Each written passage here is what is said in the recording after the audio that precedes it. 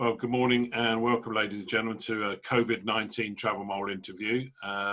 One of the aspects of the COVID-19 crisis has been the focus on staycations and on inbound to the UK. And I'm delighted to say today that I've got a representative, one of the key partners in all of that process, and that's King's Ferry Coaches. And I have Ashley Close with me. Good morning, Ashley. Good morning, Graham. How are you doing? Yes, very well, thank you. Good. Yourself? Yes, not too bad. Now, Ashley, the coach industry as a whole has a somewhat, I don't know how to quite put it really, but has an image of that it's not quite as cool as everything else, and you know that it's a little old-fashioned and that you're not very comfortable and so on. Mm-hmm. Is that something that you recognise in the marketplace when you're out in the selling your wares, so to speak? Yeah, certainly a conception of coach travel being an old-fashioned product, but the vehicles these days are often surprising once you get on board. The vehicles that we run is one of the youngest fleets in the country, and the standard is increasing all the time. Things like Wi-Fi, food and drinks facilities, leather seats, and actually spaces that you actually enjoy being in. And people are often surprised when they get on board. We have our VIP fleet as well, which are used by the football clubs, Premier League football clubs, and national sports teams. And the quality of those is like any nice jet that you would get on to fly anywhere else in the world. So it's often quite surprised when people get on board. It's difficult to get that message across sometimes in marketing, and actually until people experience it.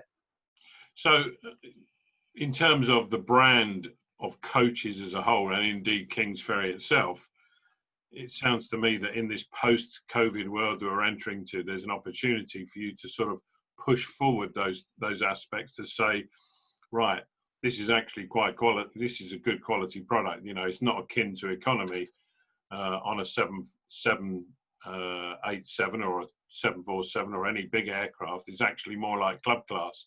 Is that more like the product? I mean, to be frank, it's a long time since I've been on a coach. Yeah, I mean, definitely. I think if you're spending a long time on the coach, they have to be enjoyable to be on. You don't want to. People often get on and sit and expecting a school bus because that's the last coach they got on. But it's actually when they get on, they're really surprised. And the coach journeys are longer than flights maybe. So yeah, it needs to be in place where people enjoy. And I think it's still a very valid method of transport for people that don't want to fly. And now we're going to have a whole host of people that are nervous about flying and nervous about leaving the country. And hopefully we'll see a rise in people that will be looking to have staycations and looking to have, you've got groups, we have private groups that can hire the whole coach out themselves and give themselves an additional security and comfort that coach is theirs to use as they please. Okay, well, let's look at the detail a little bit more on the coaches in terms of COVID. You mentioned earlier, you have Wi-Fi, that you have food and drink. I have been on one more quite recently. The last one I was on had toilets, even though you only, unless you were 5'3", you couldn't get in them. That was one of the issues. In this COVID world, are the toilets open? Does everybody in the coach have to wear a mask? I assume food and drink is not available. What's happening? Yeah, so then more often than not, the food and drink is provided by the hiring customer. So if they want those facilities, they specify them at the time of the booking. They can either order the food and drink that we supply, or they can supply their own food. So until we get back to welcoming groups like that, it's kind of unclear as to how that's going to pan out in the future. In terms of the measures that we've put in place for COVID-19, yes, all passengers and drivers are being asked to wear face coverings whilst on board. Hand sanitizers have been retrofitted to all of our coaches. We've put additional screens in between drivers and passengers to give the driver additional protection. We are currently temperature checking passengers as they board the coaches. And then we've enhanced the cleaning regime. So we've got daily I don't know if you've seen them online, but daily fogging, which is a machine that spreads a disinfectant fog around the coach and kills all the bacteria on the high contact surface.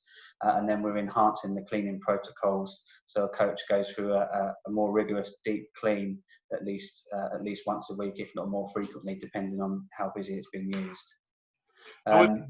With your bigger coaches, do you think will there be additional spacing between?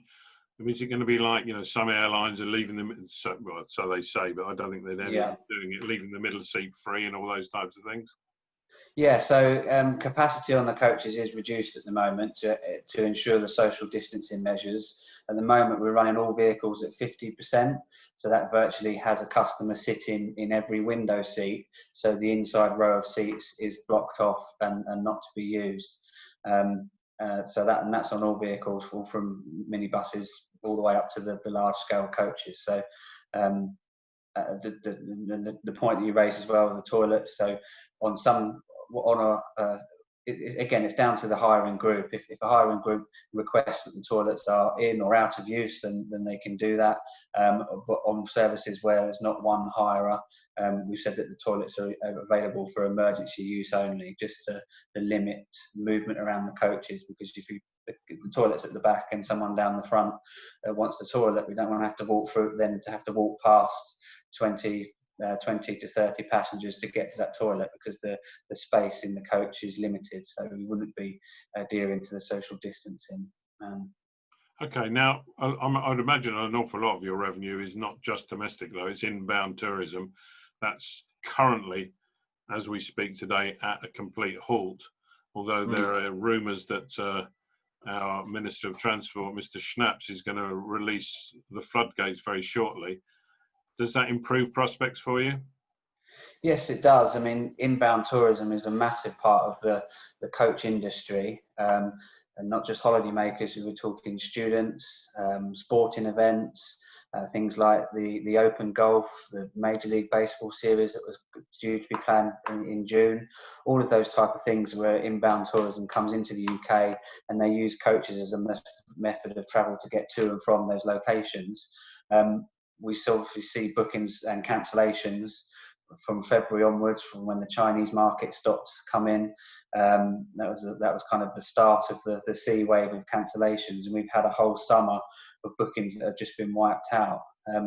We obviously have good relationships with many of the DMCs and the tour operators. We've tried to maintain that contact with those key individuals throughout the COVID period, although most people have been on furlough, so contact has been sporadic and not often to the right person. But we hope when those air corridors and the 14-day quarantine is relaxed, that we do see an influx of inbound tourism, because that is a massive part of the industry, aside from the domestic stuff. So we're really hoping for a big bounce back in that area. And do you, when you're talking to people about coach travel, do you ever push the environmental ticket, that's saying coaches are environmentally more friendly than saying, if you've got 30 people, it's better than having 30 cars on the road? Yeah, exactly. Yeah, and more venues and places, offices, they're built these days with reduced car parking to stop the number of cars on the road. So yeah, in a normal world, as a method of transporting massive amounts of people, large scale amounts of people, it's very economical. And good for the environment. The coaches that we use, I said it's a young fleet, so the engines are all Euro 6 engines. They're all ultra low emission zone compliant. Any of those vehicles that we had previous to that coming in have been removed from the fleet, so they can go in and out of London freely. So yeah, as a large scale way of transporting passengers, it is very economical and it is very environmentally friendly. You're part of the Guild of British Coach Operators, which is sort of the membership organisation for everything, as far as coaching is concerned. Have they been of much assistance to you? Do they give you guidance? Have they tried to put campaigns together to bring people back on the coaches for maybe travelling to work rather than going on the trains or the tubes? Yeah, they have been. Yeah, they've been very collaborative with the members, as you would expect any trade body to be. Things like sharing best practices between operators, ensuring that the social distancing measures on a coach are clear to understand, and then sharing what the plans that we've come up with the guild, so they can then put that information out to members as well. And they've been good at raising the voice of the coach industry, the concerns to the government bodies, and working with TfL and the transport networks, to making sure that our voice is heard, basically. Good. Well, Ash, thanks very much for your time. I'm glad we've clarified a number of points as far as coach travel is concerned, and I wish you the very best of luck. I'm sure 2021 with the Euros and the Open Championship, Wimbledon, Christ knows what else going on in the UK, it should be a good year. Yeah, we're hoping for a big bounce back towards the end of this year and have a bumper 2021. But at the moment, it's just the uncertainty still looms. But we get more positive every day. Good. Well, good luck for that. Thank you very much. Cheers.